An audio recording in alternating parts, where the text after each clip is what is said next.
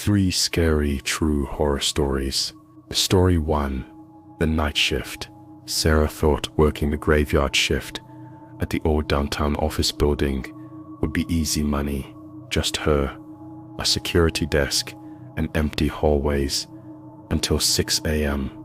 The building had been mostly vacant for months, with only a few businesses still operating on the lower floors. What she didn't know was that she wasn't alone on the 12th floor.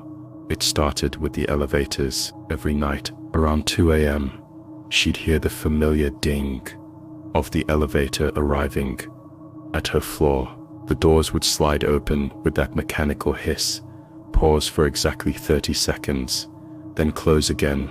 Sarah would check the security monitors, but the elevator car was always empty. She called maintenance twice, but they insisted the elevators were programmed to shut down after business hours. On her 3rd week, she decided to investigate.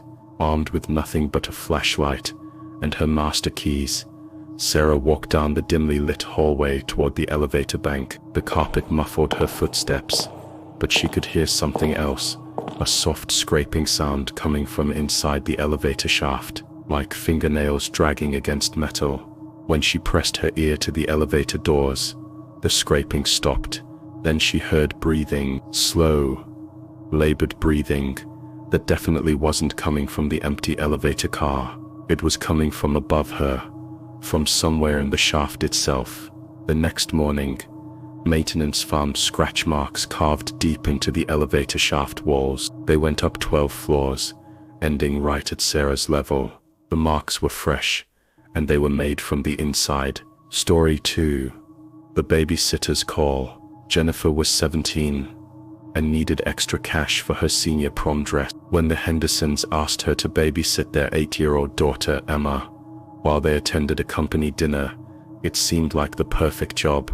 Big house, in a safe neighborhood, good pay, and Emma was already asleep when she arrived. The house was beautiful, but felt oddly cold.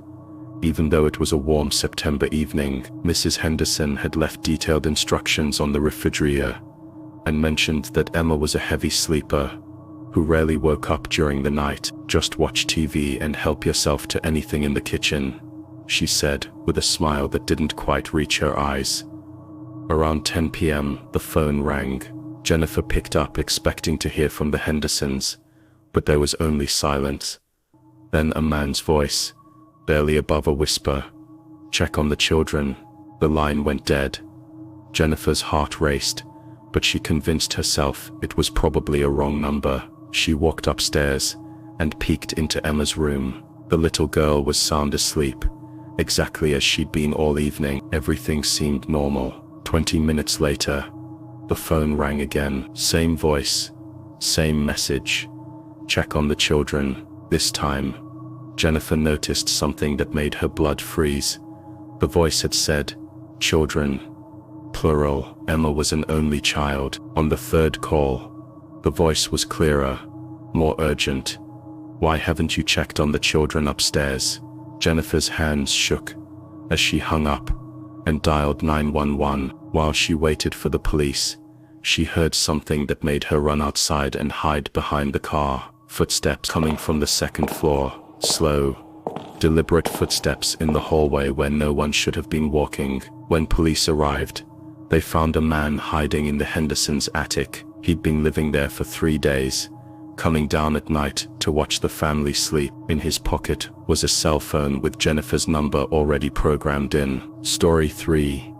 The Moving Day Discovery. When Dave and Linda bought their first house in Portland, they knew it needed work. The 1940s Craftsman had been empty for over a year, and the previous owner had died of natural causes. What they didn't expect to find was why he'd really died alone. The moving truck had just left when Dave decided to explore the basement. The realtor had mentioned it was mostly used for storage, but Dave wanted to see if they could convert it into a family room. He'd only been down there for a few minutes when he noticed something odd about the far wall. The paneling looked newer than the rest of the basement, and when he tapped on it, it sounded hollow. Curious, Dave pried off a section of the wood paneling, expecting to find old pipes, or maybe some vintage electrical work.